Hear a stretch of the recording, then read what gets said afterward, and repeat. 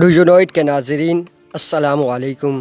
ناظرین، ایسے افراد کامیابیوں اور فتوحات سے کبھی بھی لطف اندوز اور پرمسرت نہیں ہو سکتے جنہوں نے زندگی میں کبھی ناکامیوں کا سامنا نہ کیا ہو۔ حقیقی کامیاب شخص وہ ہوتا ہے جس نے پے در پے ناکامیوں اور مشکلات سے گھبرانے کی بجائے ان سے اپنی منزل کا راستہ تلاش کیا ہو۔ ایسی شخصیات کی کوششیں انسانیت کو ایک تحریک بخشتی ہیں۔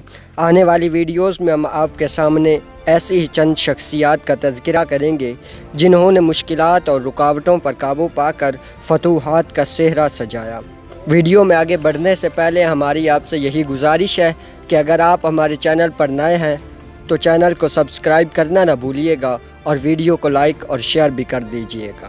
ناظرین، جب بھی کبھی مستقل مزاجی اور پر اعتمادی کا ذکر ہوتا ہے تو تھامس ایڈیسن سر فہرست نظر آتے ہیں۔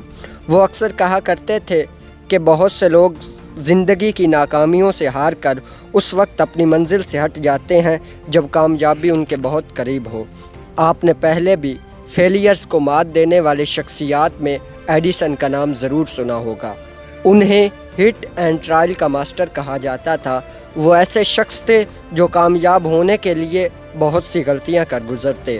جب ان سے پوچھا گیا کہ کس طرح روشنی کا بلب بنانے کے دوران انہیں ہزاروں ناکامیوں کا سامنا کرنا پڑا تو مسکرا کر بولے، میں ناکام نہیں ہوا ہوں بلکہ میں نے 10,000 ایسے طریقے دریافت کیے ہیں جن سے بلب نہیں بنایا جا سکتا۔